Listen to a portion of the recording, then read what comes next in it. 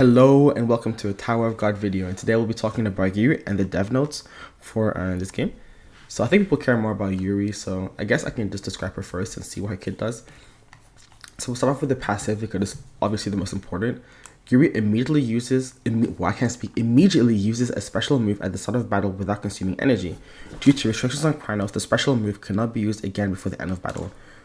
Off the rip, it sounds really good. Okay, it sounds really good. You come in. Most characters you need max rainbows to use that ult immediately. This one does it off rip, sounds busted.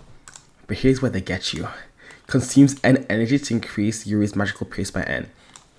Basically, the more energy she has at the beginning of battle, the more damage her ult does, right? And obviously the more dupes you have, the higher the energy count to increase the more damage for this. Cool.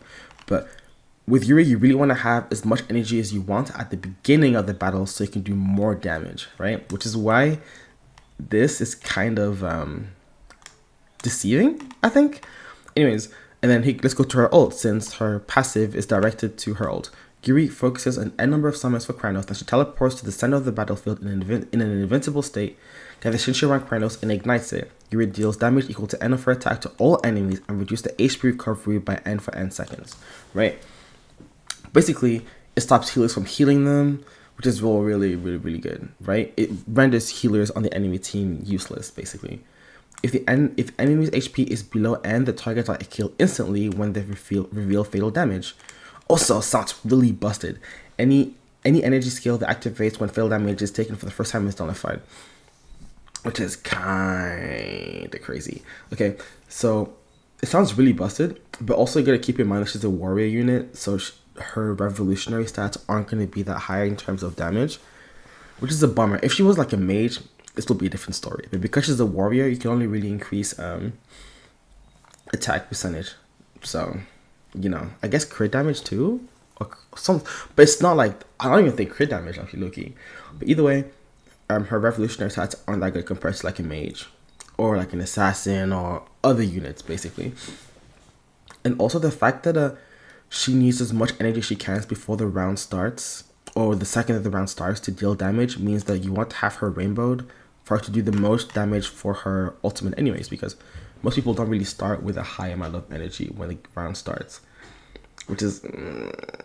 see, it sounds like really good at first, but realistically, because the deficit is so high and you don't have dupes if you only have one copy, which is what people are probably going to do this for like one copy and then use her ultimate, you know.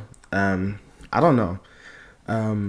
Basically it means that like she's not going to do as much damage as you think, unless if you have her max duped out energy like 500 off rip, right? Yuri becomes immune to status effects, launches the wave fist at the farthest enemy, dealing n damage of her attack and knock them down. Knock them down is cool. Immune to status effects, whatever.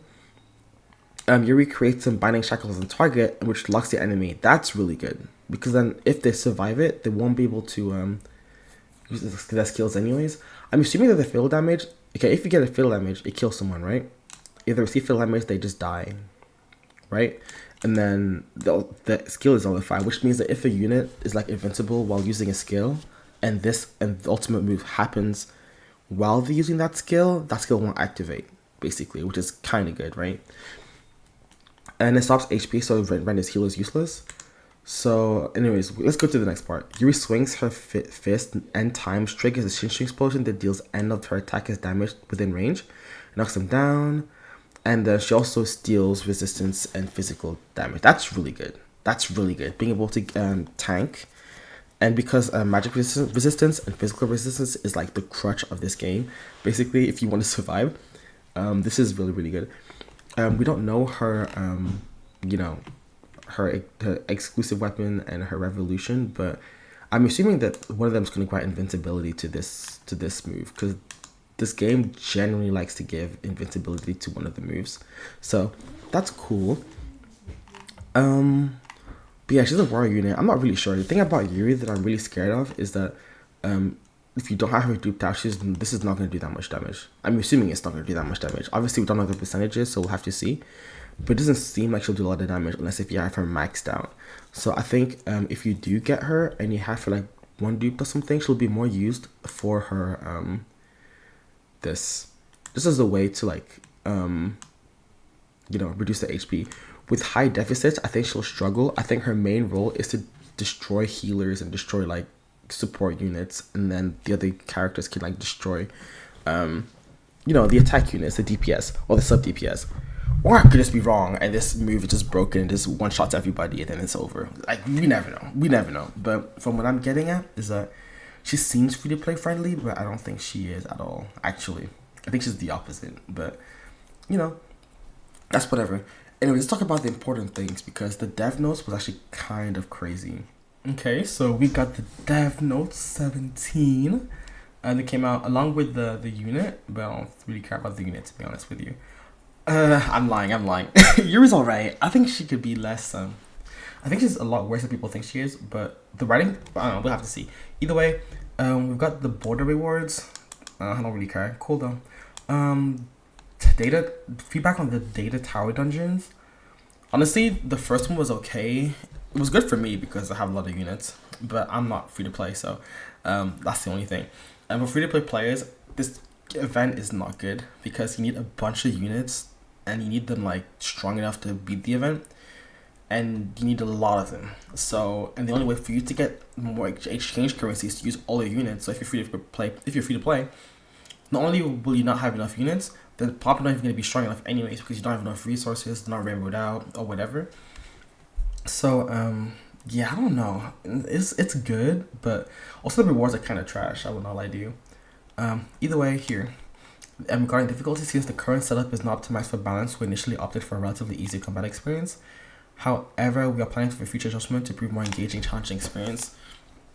Now, I hope that like they make it relative to people's growth, because I think most people are in between like floor, I want to say 30 to 60, like the general player range. So make it so the difficulty is within that range, because I really don't think that having a more difficult experience is good, because it's already not a free to play event regardless. So, or at least make it easy to get the units, or make it the currency more, give you more rewards, right? If you can't get the unit, at least like get some currency to help you grow. Anyways, improvement to tower lines, which is pretty good. One of the requests was for members to be able to view placement current status during current assignment period. Cool, cool. The auto feature is kind of big though, because I feel like the auto feature in the game is kind of okay. For example, like when you like switch tabs by accident, and then you go to you go to the pause menu, and then it doesn't go to auto mode anymore, so you gotta wait for the game to end, and then you gotta go to auto. I know they're not talking about that, but that's kind of annoying. Also having making it easier to retry is also pretty big. I don't know what the G means for the addition of combat unit notation. As for the archive, expanded combat power has grown significantly. Oh, okay, I see. I was talking about the power levels, I think, which is kind of cool. Anyways, timelines, previous ranking missions, whatever. It just means that the rankings for the last event get shown. Cool. Some of you have requested the summon illustration. This doesn't matter. Like, cool, we get an update, sure, whatever. Re-release of Advent Summon. We would request for the Family Head Advent. Oh, please. I don't have it maxed out because I was broke and I was free to play at the time. So, I don't have it maxed out. But that'll be kind of sick. I need Trumbury 100. But, like, it's cool, but I hope they revamp it, I guess. Maybe instead of a 1%, make it 2 for, like, a rerun. I think that'll be fair. Ignition probably cool. Actually, that's pretty good because if you're low level, well, it doesn't really matter if you're like on a higher floor. But if you're on a lower floor, getting more ignition weapon keys is pretty good. Having the probability up is really good. Volume control, who cares? Friend support. Ooh, we have received the feedback for the first. Okay, cool. Because sometimes result in situations where the support does not directly assist with your deck. For example, the certain essential items like ignition weapons will not have been equipped. We will explore ways to provide it more useful. Okay, that's actually pretty good. If you could like have like one character with different sets of ignition weapons, or you can put your ignition weapons if your friend doesn't have one, that'll be pretty big. Like if you could okay, for example, I want my Kunadon to always have the L set, but you keep the friends. That would be kind of cool. Cool. Missions on daily festival events will be designed to avoid being overly challenged or mismatched for participants. I think they're talking about people who like don't need to summon, or people with like maxed link levels, which is like most people doesn't really mean. There have been requests for improving rules of existing content, trial, black market summons, etc. Unfortunately, it's difficult to make active changes in this area. However, we're addressing it through eventual special summons. We kindly ask for your understanding in this regard.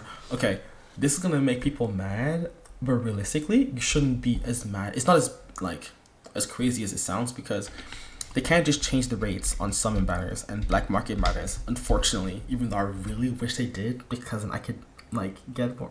Anyways, they can't do that because could you imagine they decided to change the rates of the black market tickets to like I think it's like 3% to like 5%. I would ask for a refund right now. Why would I summon this much, waste all these resources when the new players get an extra percentage on summoning what they want? You know, they'll either have to do a huge refund or like it will be a mess. So they can't do that realistically. And for the trials, yeah, I think what they're gonna do is they might like make more like when they do future trials, give better rewards.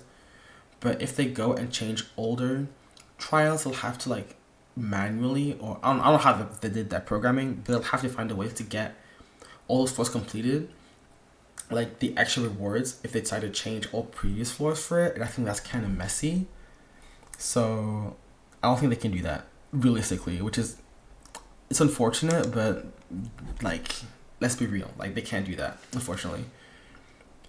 We have received feedback on the 5 out of 14 wins format for the floating island segment seems unfair. This was revised to 5 out of 3 wins based on player suggestions to address the advantage of the attacker. We'll maintain. Okay, cool. That's cool. Sure. About the new release of ignition weapons, initially we planned to release on them on December as part of the roadmap, but we prioritize improvements on to the convenience of ignition weapons. We communicate through this to our broadcast and developers note. Please note the new ignition weapons are scheduled for release in February. That sucks, because I think Bomb needs a good ignition weapon, because I don't think there's one that really fits him. Specifically for mages, because most ignition weapons are made for physical attackers. We need something for magical attackers in general, so. And yeah, that's the main thing. I mean, to be fair, I would take the archive update over the ignition weapon update personally, because you can always get the ignition weapons later, and it's fine. But the archive is, the earlier you get archive stuff and like boost it to equipment, the better. Oh yeah, this is really annoying. This is so annoying. This is actually facts, because do you know like when you for the regular weapon changes, you can choose an element for the weapon. Bro, they just have an auto. Auto would be so good. Or just like spend like 5 of those to get the correct element would also be really good too. Resales of previous costumes, I don't care. We have feedback for high performance version of Yuri. Same character appears. Okay, cool. And feedback, okay, it's whatever. They're just saying that they'll release like multiple versions of the same character if they're really popular, which is kind of cool. Okay, who cares? Who cares? And we see that the laughter on. Okay, who cares? Cool. This is the Yuri that I did an update on. That's cool. Yes, let's look at a few of her animations here. This is her ult, right? Yeah. This is her ult. Okay, that's cool. That's cool. That's cool. Bunny outfit that I definitely will not get. Yeah. Okay, anyways. Adventure Trial expansion, 150th floor. Okay, cool. Okay, like I said before, you don't have to rush to these floors, bro. Like, it's an AFK game. You'll get there eventually. Don't rush it. There is no endgame content. Like, it's okay. Cool, Giga Boss. Cool. Sure. That just means it's gonna be like a boss for the servers. Tower race, they need like more resources for this, because it's really hard to get any resources for the tower races for anything. Previously, the race was based on the total time start from start to finish, which can significantly burden us. Once you start the battle, you must finish it. Okay, cool. Cool player. No, this. Okay, cool.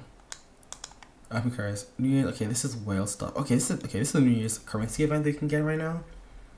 SSR Plus is great. This is great. This is huge. No. Yeah, this is great. You can get 1 SSR Plus selection ticket. That's crazy. That's actually insane. Please do that. Cool minigame. Blue reward and fruit. That's cool. Okay. Oh, this is like a fab recruitment thing. Oh yeah, low key. You should do my stuff for the. Yeah, cool. I was yeah. You get more resources if you get like invitations for people, which is kind of cool. New hard mode. The new map is crazy. I'm actually really excited for that. It'll be so good. That just means more resources and more rewards and more variety of elements. So you know what that means? You know what that means? That means 3 Urics. Maybe Trauma Race gonna be in there too. Flea Battle, that's cool. I heard it's a new event, but honestly, until it's done, I don't really want to get into this because I don't really know how it's gonna be like. Ooh, okay. We find like to share some news about the upcoming 1.5 year anniversary celebration from January 16th to February 11th. We are planning a 1 year event period to commemorate the milestone, packed with events I want to enjoy. We'll see. We'll see about that. We hope this will be a time for our actors play to celebrate the returning players. Cool. To go who's the next teammate. Stay tuned. We're aiming to hold a broadcast on January 13th. I'm not sure I'll be live for that, but I'll definitely do a video about it once it comes out. That's all developers know. Cool. I heard that Trauma Ray is gonna be the next floor head leader, but I'm not really sure where I got that from. It's from someone from Pharaoh's server. Anyways, cool. That should be it for the video. So I appreciate you